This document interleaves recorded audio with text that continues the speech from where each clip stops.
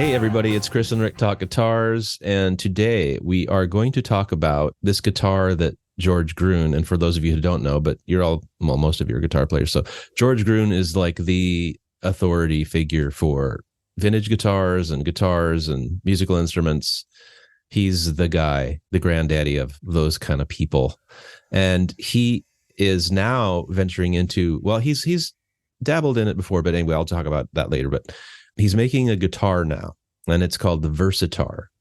And, you know, there's tons of luthiers out there making guitars, making stuff. There's amp people. Everybody's making stuff, which is cool. But a lot of the stuff is kind of just clones of things that have already been made. This guitar, he kind of had an idea to address some things he wanted to address, like having an acoustic that played kind of like an electric, being able to change necks on this acoustic guitar, putting the sound hole up in the upper bout rather than in the middle of the guitar to use less bracing so that the top is more vibrant, and different things that he thought would make it stand out. So it's not just another Martin clone or a Gibson clone. And so I was talking to Chris about this, and it started a really good conversation about that idea of, you know, making something that actually kind of is different and serves a different set of needs rather than just making another Tele or another Strat or whatever. And so, yeah, that'll start the ball rolling. Chris, you got any, why don't you start with some of your thoughts about that? I know you had some cool thoughts. Well, the one thing that I took away from that, the part that I really focused on, is he's doing this for around $2,000. So this is a handmade in America by a small shop, acoustic instruments, that's just no frills. It's all just function and, you know, good wood. It's put together by hand. He personally tests every one of these guitars. So that's the thing that I keyed into, because I love to see that. And I kind of agreed with a lot of the things he said. I mean, the world doesn't need another Martin, because Martins, are already doing them great, which I agree with 100%. Yeah. But, you know, even two D18s can sound completely different. You know, but I get what he's saying. A Martin does have a sound. A Martin D18 doesn't sound like a D28 at all, but there is a Martin sound, that woody, dry sound. One of the things that he talked about, and I appreciate this in any instrument, is he says, when you play this instrument, it brings things out of you. It makes you play a different way. Yeah. He said, and the reason he said that is because it doesn't sound like any other instrument, you know, another acoustic guitar, or it doesn't feel like any other guitar because it plays like an electric. So I thought that was really cool. And I have experienced that. I've experienced that with like a baritone that I had on loan for a while. It's just like something completely new. And you get this and instantly you're inspired, and, you know, things come out of that. So that, I thought that was really cool. I've always been a fan of that guy. I used to read his articles in Guitar Player magazine in the 70s and 80s, and I always was fascinated by him. He scared me a little bit. He scared the shit out of me, because I thought he seemed like someone that would yell at me because I mentioned the wrong kind of bracing or something in the guitar. But he's not. I mean, he's totally cool. He seems, I've watched a few videos with him, and he just seems like a really cool dude with a ton of knowledge. I'd love to talk to that guy. Yeah. And I'm glad you mentioned price, because that is another thing that I was shocked at. And I came upon this listening to a podcast, the Fretboard Journal, shout out to Fretboard Journal. But Jason, the interviewer, was surprised too at the price. And how could you do this in the US and make it the way you're making it and still have the price point be so good? And he, you know, he went through the reasons that he's able to do that. But the whole thing, just to me, harkened back to Leo's kind of whole, idea of, I want to make a good, affordable guitar that can be serviced easily for the working musician, essentially. And he did that. And his, you know, obviously his instruments live on for years and years and years. And so that kind of resonated with me too, when George was talking about that, the price point and the serviceability of the guitar. And like you said, it being kind of a source of inspiration. Like there's something that, you know, if you play the guitar, that it will inspire you. And yeah, so I thought that was cool too. I definitely felt a tie-in to Leo's kind of initial mission statement or idea. No, one thing I noticed when he was talking about that is I kind of really miss the way things used to be, even though I wasn't around, you know, during the war. You know, but no, it used to be like, you take the company Martin. What they used to do is they made a handmade guitar, and, you know, they had different ranges, you know, like deluxe and, you know, upper ranges. And what determined that was just like they were just simpler. They were simpler, Yeah. plainer. They were all quality, but they were just simpler. And the way that things have evolved, especially in this country, is like I have this Gibson, a 1979 Gibson The Paul, which is a stripped down, solid mahogany, ebony guitar. It's made really, really well. It plays really great. That guitar didn't do very well because a lot of people, they would rather have a Japanese Les Paul custom than a stripped down model guitar that's just a better instrument, but it's just plainer and simpler, no frills. And that's the way, that's the way Martin's guitar, or if you look at the catalogs, the woods they used, the inlay they used, everything, as you went up the chart, it was just a little bit more fancy, but the guitars were all really, really cool. And that's what this guitar sounded like. It sounded like really well done. It's got a tasty, nitrocellulose finish, just a really matte, thin finish. So, it's going to be quality. When I saw the picture, it totally reminded me of when I worked at Emerald City Guitars. We carried the Tacoma line. I guess he actually designed that line. Yep. So they're kind of similar to that. And I remember those very well. They made the Papoose. You remember that? The Tacoma Papoose, which was a short scale. I think it was tuned to an A. I remember those and the full-size guitar too. I thought they sounded really good. They were just a little too funky. I'm kind of conservative in my taste for acoustic instruments, but listening to him talk and like looking at the pictures of what he's making now, I'd love to have one. Because like he said, it's a different instrument. You put it in there with your guitars and you can still have your other guitars because you're getting something completely different. And that is what's cool about this is, like you said, acoustics in general have a sound. For the most part, there's different models of Gibsons, but within those models, there's distinct sounds. The Martins you talked about, Gills even, all have their own kind of distinct sound. And so it is kind of neat that his idea is, the thing that I just thought was so cool is it's very thoughtful. And I guess he's been wanting to do this for a long time. And, the Tacomas came out a long time ago. And so he's attempted to do this a couple times. And he worked with, I think it was Taylor. Guild too. Or Guild. Yeah, that's in right. The 80s. Guild. Yeah. And so I guess it's a passion that he's had for a long time. He's super smart. He approaches musical instruments from kind of a scientific mindset because he's got a degree in zoology. And I was just struck by the thoughtful approach that he took to this instrument. And what's cool about it is he can tell you all the reasons why things are the way they are with this guitar. And that is so cool. Like you said, the nitrocellulose finish, he doesn't even put pore filler on the wood because it dampens the sound a little bit. So, he wants the wood to be as lively as it can be. And we're kind of living in a golden age of abundance because there are tons of luthiers making great instruments and pedals and amps, but a lot of them are kind of just rehashing, tellies and strats and kind of, I guess maybe they think they're adding some features that improve or make them better. But a lot of these guitars that were built, they kind of just did it almost completely right. The first, like a telly or a strat, or they kind of did it right. So if you're going to do something, try to do something different. Try to address something that maybe people haven't thought about, and that's why this kind of resonated with me so much. It's like, he's doing something. He's throwing his hat in the ring as a luthier, but it's a totally different angle on things that people aren't doing right now. So I thought that was really cool. It is, but it's really, I understand that it's really hard. They, like you said, they nailed the amplifier and they nailed the guitar in the 50s. So anything, and guitar players, myself included, are pretty conservative.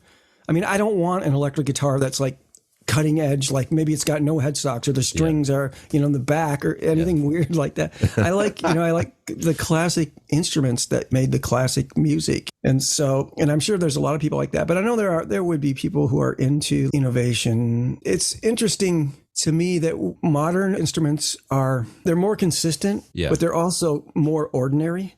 So, back in the day where you could get two 60s Les Pauls or something like that, and you grab one and one's like, this is a great guitar. It doesn't feel anything like this. They were all almost completely handmade, where now, that's another thing that's sort of funny, that a lot of people believe that in a guitar factory, you just turn on a CNC machine and it spits out a guitar. There's still a lot of handwork done on those instruments. And depending on, where it sits in the line, you may have, very little or a lot of like hand. It's still a lot of handwork done in creating a guitar. Yeah. And a lot of luthiers that I've listened to interviews with and things like that, depending on the luthier, right? It's a big company. They're trying to accommodate a larger quantity of, stuff, but they have like applied like CNC or things like that to certain operations that just help them do it faster, but they still do a lot of handwork, like you're saying, on the instrument in general. So it's still, for all intents and purposes, a hand-built instrument, but they do use some modern machinery for certain aspects of the build, because it just helps them. Some luthiers are older, and their body just can't take the doing some of these repetitive tasks, or the task in general, or there are various reasons why they do it, but it really helped get the price of guitars down. But yeah, it's like you say, there's certain aspects that are really good for that, pickup routes and things like that, or putting the ferrule holes in the back of guitars. But still, I mean, they don't cut the neck, I mean, they get it pretty close. The guitars that do that are like computer controlled, so supposedly can get to within a fraction of a fraction of a fraction of an inch or whatever. Those feel like that to me. You know what I mean? Me too. Yeah. They just feel kind of clubby and generic. And maybe that's partially just me, just the way I think. But I remember a Gibson example that I've experienced personally. If you go out and you can find one of the early 80s Les Paul studios, some of the first ones, they had like alder bodies and they had like dot markers. Pick one of those up and play it. The neck is awesome on those. The neck is almost like a standard neck or something like that. And once they got into the 90s, they got into that, what I think that clubby kind of like feeling where it's just like, it's a nice guitar. It's a quality guitar, but it just doesn't feel like there's no character to it. And it's the same thing with Fender. I mean, I have a 52 reissue that has a really nice neck that fits a hand really well. Yeah. And I have a Mexican Standard from the mid 90s, and that's just kind of clubby. It's not bad. Yeah. It's a nice guitar, and I'll play it, but it doesn't have that special something. Well, I feel the same way. I think a lot of the older instruments just have that feel like they were built in a factory, mostly by people doing a lot of labor to build this guitar, and there's just something that is kind of captured in that in these different instruments. And I think, getting back to what we're talking about George Gruhn's guitar, I think he's trying to do that too. He's trying to, the thing I thought that was interesting though, he was talking about like really ramping up production in kind of a short amount of time. And I'm like, well, what's the hurry? You know what I mean? Like, I guess maybe he has to pay for, the operation or whatever, but I don't know. It's like, I don't think you need to rush to make a large quantity of these guitars. I think because your approach is sound. Just make a really cool, unique thing that serves the purpose you're trying to do. But yeah, I thought that was interesting how he's talking about that. Do you remember that?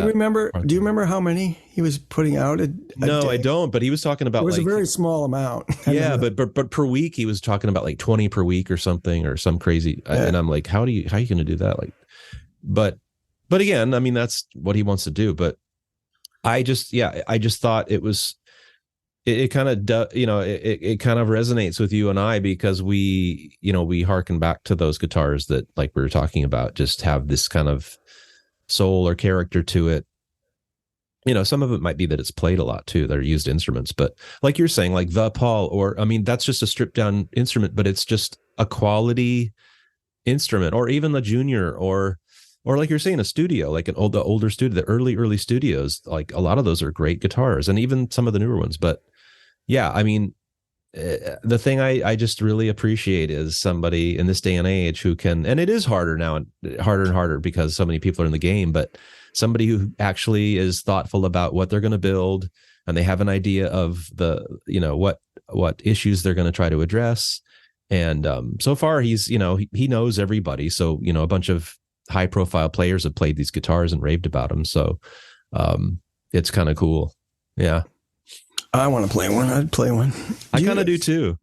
You remember those Tacomas, don't you? I do, man, because I think, I don't know, Jay carried him, or he did. Yes. Yeah. He carried him. Yeah. I remember him distinctly. Yeah. But like you too, they were a little weird, and even his design is weird for me. Like aesthetically, they're kind of weird looking, but I mean, they sound, and it's like they play really well too. So the one thing that's so funny, this is my weirdness with like design aesthetics.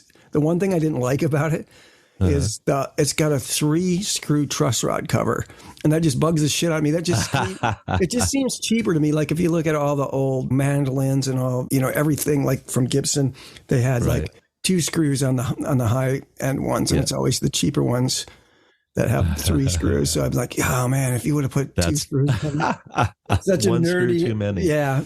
But That's I don't know. hilarious. I notice that all the time. If it's a Gibson style guitar and it doesn't have 2 screw truss rod cover, it just looks cheap to me. And even if it's not, it looks cheap to me. Yeah. You're saying though, aesthetically, it's looks totally different than any acoustic because the sound hole is up on the upper bout, but there's a reason for that, right? They can use less bracing on the top, and hopefully that translates to more movement and more, more of a vibrant sound from the wood. But right, yeah, it's different, and it's got a bolt-on neck, so he says you can have whatever neck shape you want, a C, a hard V, a soft V, whatever.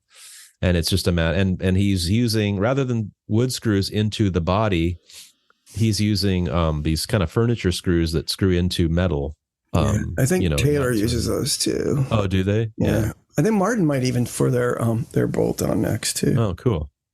But again, like I just, him describing the process and he's thought a lot about this, and it's just so cool to see something like this, in this day and age. So hats off to him. And yeah, I'd like to play one too. I hopefully one will make its way it probably will.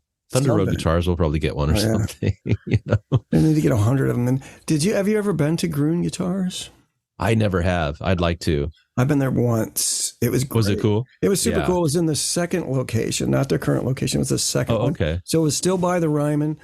And I went in there. Cool. I had to wait around for a while because I got there early and they weren't open yet. But I went in there, and the thing that I noticed first about is everybody was super nice and friendly. Oh, that's so cool. And welcoming. And I remember walking in, and the first thing I saw on the right was a whole wall full of 60s and 50s juniors. And I'm like, wow. And he saw me drooling. He goes, feel free to play anyone you want. I'm like, oh, wow. That's so cool. Super. And he started asking me questions about where I was from and all that shit. So no, it was very cool. I've been to That's awesome. Nashville a couple times since then, but I haven't been back. But I would go the next time. Well, we might have to do a field trip. There you go. Kind of fun. No, but I would love to go there. I'd love to go to Carter. I'd love to go to the big guitar stores around the nation. But yeah, it's neat to hear that the place is welcoming, and there was nice people. And I mean, he's got such a storied past. Like, it's so cool that like Hank Williams Jr. helped him get his start doing this. One thing I really respect about him is he was really pragmatic about, I remember reading articles in the late 70s, early 80s, his column where he was talking about the ongoing saga of the American guitar.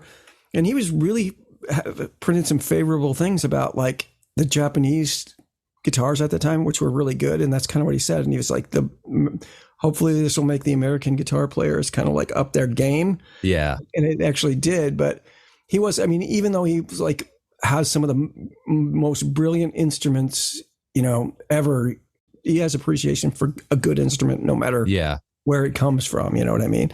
Exactly. I always thought that was really cool too. Like he said, he's got like, I can't imagine the Martins he's probably got in his personal collection, but he said that's all, that new guitar is all he's playing these days. Well, I dig that about him too. And he's a pragmatist, if he sees an instrument that's built well and sounds good, and he's gonna give it props. And like you say, he's seen probably more Martins than you and I will ever see in our lifetime. The pre-war Absolutely. ones and all the golden age of those guitars. And so he knows all about them. He knows, the different bracing patterns, like the woods they use and the different, so it's cool. It is. I just totally dig that about people like him who are so steeped in knowledge about, instruments, who are pragmatic. They don't really have an ego. They're just like, hey, I've been doing this all my life and it's my passion. And yeah, I think that's so cool. And like he said, Fender and Martin and Gibson, they're making, some of the best guitars they've ever made right now. You know what I mean? So like if a lot of people slag on those brands, they're trying to sell guitars to everybody on the planet. All guitar companies are now. So there's a lot of stuff, that's may not be that great, but you can still get a really, really good Gibson. You can still get a really, really good Fender. You can still get a really, really good Martin. So that was his point. It's like he didn't want to do anything like that. If he was going to do something, he was going to try to do something that isn't, is not in the market currently. Yeah. And I'm excited to see him more widely because that price point is pretty crazy for the guitar that somebody's going to get for that price. Right. That's a great price. And that's another thing I just totally appreciate about him is he said, I want, a working musician to be able to afford this guitar. There are luthiers out there that make these beautiful guitars that cost $10,000 and they put them in a case or whatever. Vintage instruments are way out of the reach of the average player. And so this is just another thing I really appreciate about his efforts is he wants to try to make them affordable for average people to buy them. Right. And that's so cool. And he wants to make them so that hopefully they stick around for a long time and people will appreciate them and talk about them, in the same breath as a Martin or a Gibson or Guild, and right. So again, Yeah, I forgot that he had worked for Guild for a short time. I saw he had a prototype that I saw a picture of somewhere, which was a double cutaway Guild, wow. and it was a jumbo size. It was double cutaway, but the cutaways were like a 335, kind of like horn. So it looked super cool. Guild is a great American guitar company. I don't think that company gets enough props. Oh, I love Guild. I think they're some of the best guitars ever made. They're built really well. They sound great. And again, they had their heyday in the 70s. And do you know much about Ovation and the plastic back? Like that whole, how that kind of got started? I mean, because they had their time in the sun too. They were, everybody played them. This is from what I gathered from, just listening to interviews and hear people talk about them. They hated them, but it was like the only thing that would do what they needed it to do. It had a pickup in it. It could play. It didn't feed back. Right. So everybody used those for a while. They were everywhere. You know what I mean? But a lot of people were like, there was always something like, I'm using Ovation, but I don't, I use my Martin at home. Because it was like, I don't really like this thing, but it's the only thing that can do what I need to do right now. And now, the pickups were shit back then, really. I mean, so they got better. Yeah, well, I guess that was what they were trying to address then, essentially, is playing an acoustic electrically without feedback and having it sound like an acoustic. Yeah. But they had a distinct sound too, all their own. But I thought they were cool. I've played a few of them that were pretty cool. They're kind of annoying. They slide off you when you try to play them, but they did have their own sound.